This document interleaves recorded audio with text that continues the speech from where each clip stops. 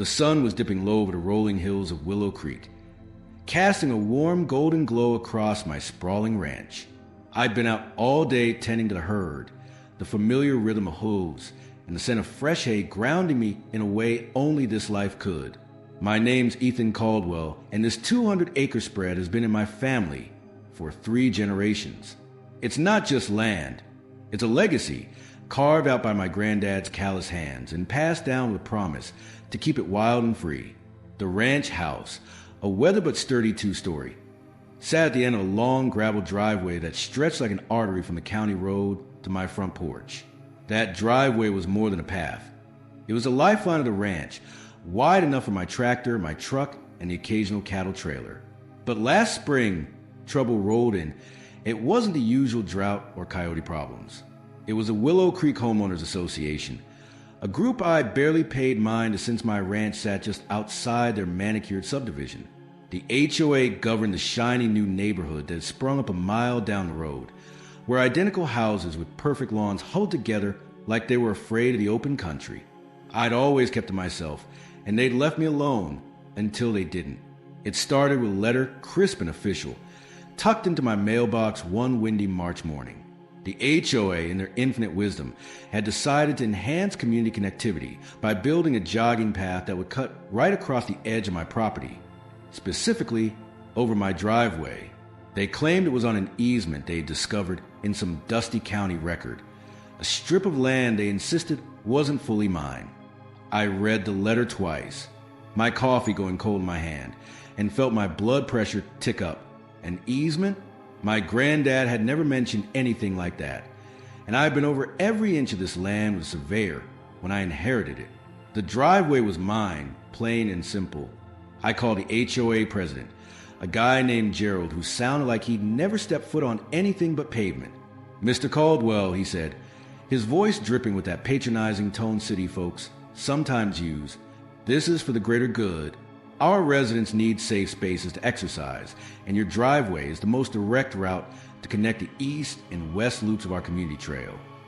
I told him, as politely as I could muster, that my driveway wasn't a public park and that I needed it for my tractors, my livestock, and my livelihood. Gerald just chuckled, like I was some backward cowboy who didn't get progress. "We'll compensate you for any inconvenience," he said. "It's all legal." Legal or not, I wasn't having it. I dug through my files, called my lawyer, and found out the easement was a shaky interpretation of a 50-year-old document that mentioned utility right of way, not a public thoroughfare. I sent a letter back, citing property law and telling them to keep their jogging path off my land. For a moment, I thought that'd be the end of it. I was wrong. 2 weeks later, I came back from a cattle auction to find my driveway, my gravel, rutted, perfectly functional driveway, paved over with smooth asphalt. A bright yellow line ran down the middle, and a sign at the end read, "Willow Creek Community Jogging Path." I stood there, boots crunching on the fresh blacktop, and felt a rage I hadn't known since a fox got into my chicken coop. They hadn't just ignored me. They'd steamrolled my property like it was nothing. I could see joggers in neon sneakers already trotting along, oblivious to the fact that they were on my land. I didn't yell or call the cops. Not yet. Instead, I went to my barn, fired up my old John Deere tractor, and drove it straight onto the new path. The asphalt gleamed under the tractor's weight, and I parked it dead center, blocking the whole thing. Then I grabbed another tractor, a beat-up Massey Ferguson I used for hauling hay, and parked it right behind the first. By sundown, I had 4 tractors lined up like sentinels, their tires sinking slightly into the still soft asphalt. The joggers stopped, confused, whispering to each other as they turned back toward the subdivision. The next morning, Gerald was at my gate, red-faced and waving a clipboard. "This is vandalism," he shouted. "You're obstructing a public pathway." "Public," I said, leaning against my pickup. "This is my driveway, Gerald. You paved it without my permission. I'm just using it how I see fit." He sputtered about lawsuits and permits, but I held up a hand. "You want to talk legal? Let's talk about trespassing and property damage. I've got a lawyer who'd love to hear about this." Gerald stormed off, promising to escalate things. I didn't budge. Over the next few days, I turned my driveway into what the neighbors started calling Caldwell's tractor parking lot. I added my flatbed trailer, a couple of old plows, and even a rusty combine I hadn't used in years. The joggers stopped coming, and the HOA's fancy path was useless. I'd see their board members drive by, glaring from their SUVs, but I just waved and went back to my chores. Word spread fast. My neighbor, Old Man Jenkins, who ran a dairy farm a mile over, brought me a six-pack and laughed until he wheezed. "You're a legend, Ethan," he said. "They've been trying to push us out for years." Soon, folks from town were driving by to take pictures, and someone even started a hashtag tractor takedown. That caught fire online. I didn't have much use for social media, but my nephew showed me videos of people cheering me on, calling me the ranch rebel. It felt good, but it wasn't about fame. It was about my land, my rights. The HOA didn't back down, though. They filed a complaint with the county, claiming I was violating some ordinance about obstructing public access. I countersued, citing property law and demanding they rip up the asphalt and restore my gravel driveway. My lawyer, a sharp woman named Clara who grew up on a farm herself, was itching to take it to court. "They've overstepped," she said. "This is a slam dunk." But the HOA had deeper pockets than I'd expected. They hired a fancy attorney from the city who started throwing around terms like eminent domain and community benefit. I wasn't worried, not yet, but I knew this was far from over. Every morning, I'd check on my tractors, making sure they stayed put, and every evening, I'd sit on my porch, watching the sun set over my land, wondering what the next move would be. One day, a jogger, a young woman with a ponytail and a determined look, approached me while I was tinkering with my combine. "Mr. Caldwell," she said, hesitant. "I'm Sarah. I live in the subdivision. Can we talk?"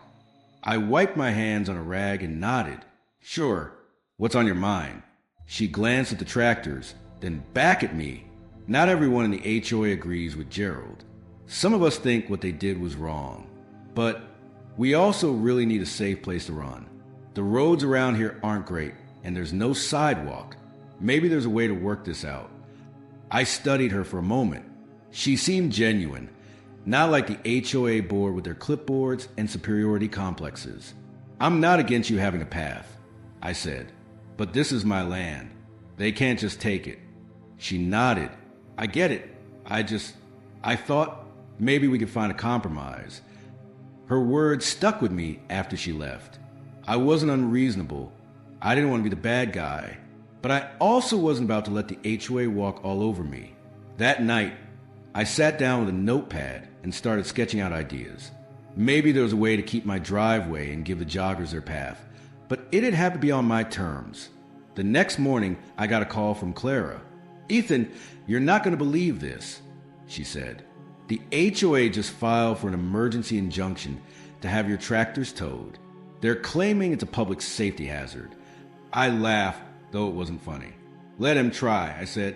"Those tractors aren't going anywhere." As I hung up, I looked out at my driveway, the tractors gleaming in the morning sun. This wasn't just about a path anymore. It was about standing my ground, and I had a feeling things were about to get a whole lot messier. The next few days on the ranch were a whirlwind. The HOA's threat to tow my tractors didn't just light a fire under me. It turned the whole situation into a full-blown standoff that had the whole town of Willow Creek buzzing. My driveway, now a makeshift tractor parking lot, had become a local attraction. Folks drove out from as far as the next county to snap pictures of my John Deere lineup. Some even bringing lawn chairs to watch the drama unfold like it was a county fair. My nephew, Jake, kept me updated on the online chatter. Hashtag tractor takedown was trending, and someone had even made a meme of me riding a tractor with a cowboy hat photoshopped on my head. I didn't own a cowboy hat, but I had to admit it was pretty funny. I wasn't just sitting idle, though. After Sarah, the jogger, had planted the seed of a possible compromise, I started thinking about how to turn this mess into something that worked for everyone, without letting the HOA think they'd won. I called a meeting with Clara, my lawyer, and Jenkins, who'd been my neighbor and ally through all this. We sat around my kitchen table, a pot of coffee steaming between us, and hashed out a plan. My idea was simple. I'd offer to let the HOA build their jogging path along the edge of my property, parallel to the driveway, on a narrow strip I didn't use much anyway. In return, they have to rip up the asphalt they laid over my driveway, restore the gravel, and sign a legally binding agreement that they'd never encroach on my land again. Clara loved it. It's generous but firm, she said, scribbling notes. They'd be fools to turn it down. Jenkins, puffing on his pipe, wasn't so sure. Those HOA types don't like being told what to do, Ethan. They'll push back just to save face. He wasn't wrong. The next morning, I woke up to find a tow truck idling at the end of my driveway, flanked by 2 county sheriff's deputies and Gerald himself, looking smug in his press khakis. I grabbed my coffee mug and strolled out to meet them, keeping my cool even as my heart pounded. The deputies were locals, guys I'd known since high school, so I nodded to them. Morning, Tom. Rick, what's this about? Deputy Tom, a lanky guy with a mustache, looked uncomfortable. Ethan, we got a court order to clear your tractors.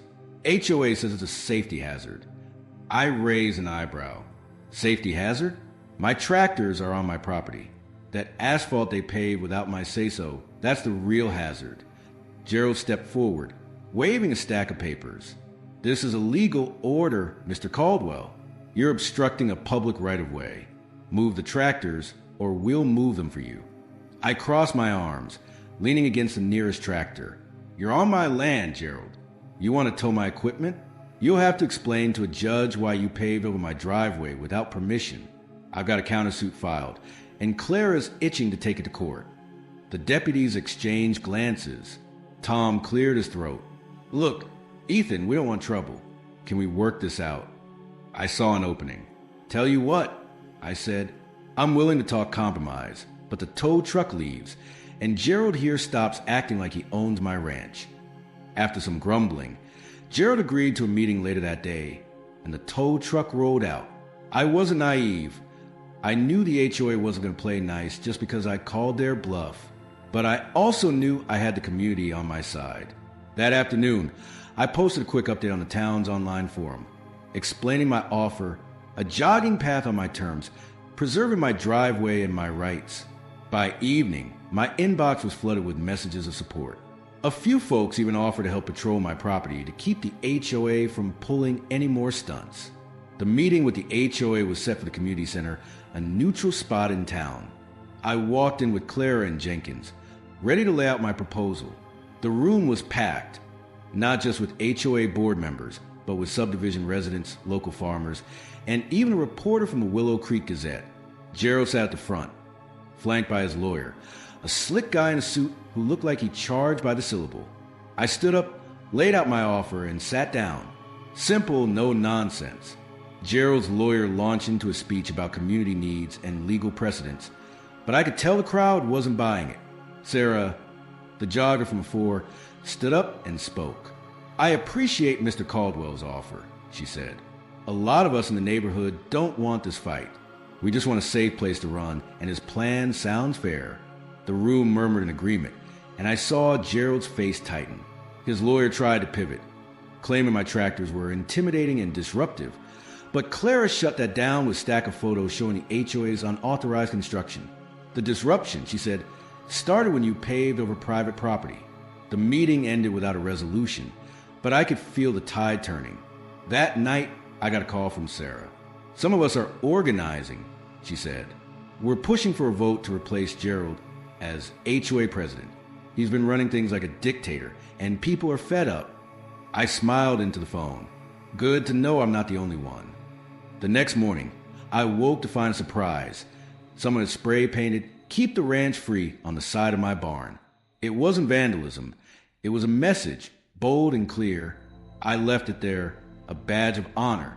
But as I walked my property, checking the fences, I noticed something else. A new set of survey stakes along the edge of my land, just beyond the driveway. They weren't mine, and they weren't the HOA's usual markers.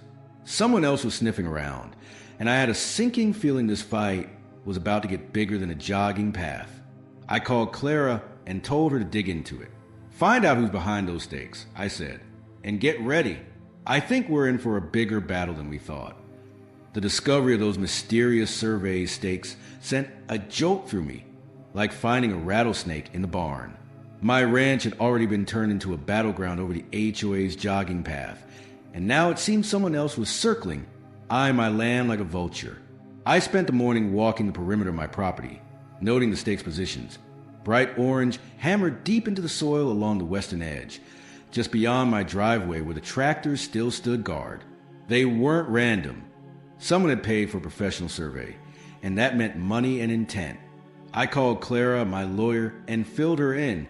This isn't the HOA style, I said, kicking at one of the stakes. They're too busy whining about my tractors to pull something this sneaky. Clara agreed. I'll check county records and see who's behind it. Could be a developer, or maybe someone's trying to expand the subdivision. Either way, we'll find out. While she dug into the paper trail, I decided to double down on protecting my ranch. The hashtag tractor takedown movement had given me more allies than I'd expected, and I wasn't about to let this new threat catch me off guard. I called Jenkins and a few other local farmers, folks who'd been through their own fights with developers and bureaucrats over the years.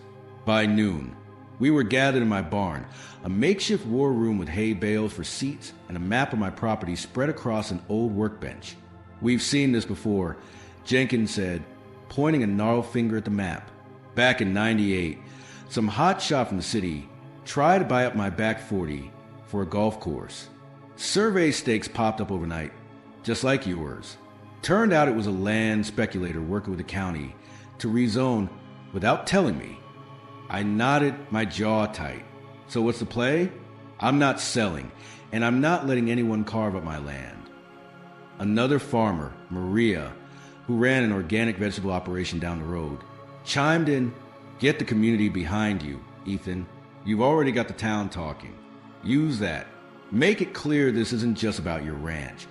It's about all of us who want to keep Willow Creek rural." She was right. The HOA fight had already stirred up the locals, and those survey stakes were a wake-up call for everyone who valued the open country over cookie-cutter subdivisions. I decided to take it public. Jake, my nephew, who was handy with a camera and knew his way around social media, offered to help. "Let's make a video," he said. "Show the stakes, the tractors, the whole story. People are eating this up online." By evening, we'd filmed a short clip. I stood in front of my tractor lineup, the painted "Keep the Ranch Free" slogan on the barn behind me, and laid it all out. How the HOA paved my driveway without permission, how I'd turned it into a tractor parking lot, and now these mysterious stakes hinting at a bigger threat. I kept it calm but firm, and it was a call to action. If you care about keeping Willow Creek wild, come to the town hall meeting this Friday. This isn't just my fight, it's ours. Jake posted the video online, and by the next morning, it had thousands of views. Messages poured in from folks I'd never met, ranchers, small business owners, even city folks who'd moved out here to escape the sprawl.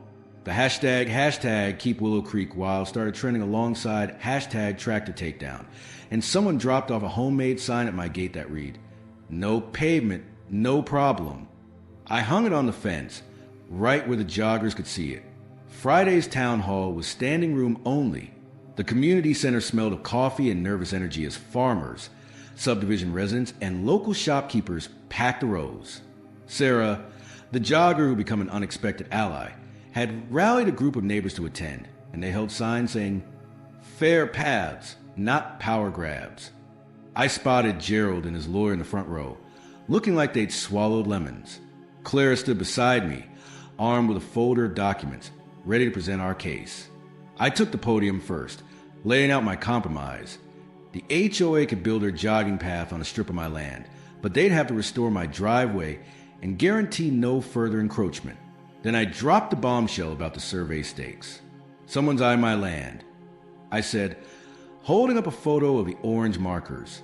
"And I bet they're counting on us being too distracted by this HOA mess to notice. We need to know who's behind it and what they want." The room erupted in murmurs. A woman from the back, who ran the local feed store, stood up. "Ethan's right. First it's his ranch, then it's mine, then it's all of us. We can't let outsiders carve up Willow Creek." Gerald tried to counter, claiming the HOA had no knowledge of the stakes and that my tractors were still a public nuisance. But the crowd wasn't having it. Sarah's group booed, and even some of the HOA residents clapped for me. The meeting ended with a vote to form a community task force to investigate the stakes and hold the HOA accountable. I was elected to lead it alongside Sarah and Jenkins. As we left the community center, Clara pulled me aside. "I got a lead on those stakes," she whispered. "The county records show a filing from a company called Horizon Development. They're based out of Denver, and they've got a history of buying up rural land for big projects. Think shopping centers, not jogging paths." My stomach churned. This was bigger than I'd thought. Horizon Development wasn't some small-time HOA with a chip on its shoulder. They had deep pockets and deeper connections. I looked out at my ranch, the tractors still parked defiantly on the asphalt, and felt a new resolve. The HOA had picked a fight, but this new player was a whole different beast. I wasn't just defending my driveway anymore. I was defending my way of life. The next morning, I woke to find a pickup truck parked at the edge of my property. A man in a suit was taking photos of the survey stakes, his fancy boots sinking into the mud. He didn't see me coming, but I had a feeling he was about to learn what it meant to mess with a rancher on his own land. I approached the man in the suit with measured steps, my boots crunching on the gravel as I crossed the edge of my ranch. The morning sun glinted off his fancy truck, a city slicker ride that looked out of place next to my weathered fence posts. He was snapping photos of the survey stakes, oblivious to me until I was close enough to cast a shadow over him. He startled, nearly dropping his phone, and turned to face me. "Morning," I said, keeping my tone even but firm. "You mind telling me what you're doing on my land?" He straightened, brushing imaginary dust off his jacket. "I'm with Horizon Development," he said, flashing a business card like it was a badge. "Name's Carter. We're conducting a preliminary survey for a potential project. This is all above board, Mr. Caldwell." I supplied, not taking the card. "And I don't recall giving anyone permission to poke around my property. Those stakes yours." Carter hesitated, his salesman smile faltering. "They're part of our due diligence. We've got interest in the area and interests." I cut in, crossing my arms. "You mean like paving over my driveway for a jogging path? Or something bigger?" He blinked, clearly not expecting me to connect the dots. Before he could answer, I heard the rumble of an engine behind me. Jenkins pulled up in his old Ford, with Jake in the passenger seat, camera in hand. Sarah was right behind him in her hatchback, her group of HOA rebels piling out with notepads and determined looks. Carter's eyes darted between us, realizing he was outnumbered. Jake, ever the opportunist, started filming. "Mind stating your name and purpose for the record?" he asked, zooming in on Carter's face. Carter raised a hand, shielding himself from the lens. "This is private business," he snapped. "You can't just—" "It's my land," I said, stepping closer. "And this is a public fight now. So what's Horizon Development want with my ranch?" Cornered, Carter sighed and lowered his hand. "Look, I'm just doing my job. My company's exploring options for a commercial development. Retail, maybe a small office park. The county's been pushing for growth, and this area is prime real estate." "Prime for who?" Jenkins growled, climbing out of his truck. "Not for us farmers who've been here for generations." The confrontation was cut short by the sound of another vehicle, a sheriff's cruiser pulling up with Deputy Tom at the wheel. He stepped out, looking weary but resolute. "Ethan, got a call about a disturbance. What's going on?" I nodded toward Carter. "This guy's from Horizon Development, sniffing around my land without permission. Same folks who planted those stakes." Tom raised an eyebrow. Turning to Carter, "You got permits for this survey?" Carter fumbled, producing a crumpled document from his jacket. Tom scanned it, then handed it back. "This says you can survey public land, not private property. You're on Ethan's ranch. That's trespassing." Carter's face reddened, but he didn't argue. He muttered something about checking with the office and hightailed it back to his truck, peeling out in a cloud of dust. Jake kept filming until the taillights disappeared, and Sarah's group cheered. But I knew this was far from over. Back at the ranch house, Clara called with an update. Horizon's been cozying up to the county planning board, she said. They're pushing for a rezoning proposal that could force you to sell if eminent domain gets involved. But here's the kicker. They're also bankrolling the HOA's legal fight. Gerald's been in their pocket this whole time. I gripped the phone, my knuckles white. So the jogging path was just a way to soften me up? Looks like it, Clara said. But we've got leverage. The community's behind you, and those online videos are putting pressure on the county. I'm drafting an injunction to stop Horizon surveys and freeze the HOA's path project until we sort this out. That night, I sat on my porch, the tractor still parked defiantly on the asphalt. The "Keep the Ranch Free" sign on the barn glowed under moonlight, and I felt a surge of pride. This wasn't just about my driveway anymore. It was about standing up to those who thought they could bully their way onto our land. Sarah and her group had started a petition to oust Gerald, and it was gaining signatures fast. The community task force we formed was planning a rally at the county courthouse, and Jake's videos were racking up views, with people from across the state chiming in to support us. The next morning, I got to work. I called a local contractor to start ripping up the HOA's asphalt, replacing it with good old gravel. The tractor stayed put for now, the symbol of resistance, but I had a new plan brewing.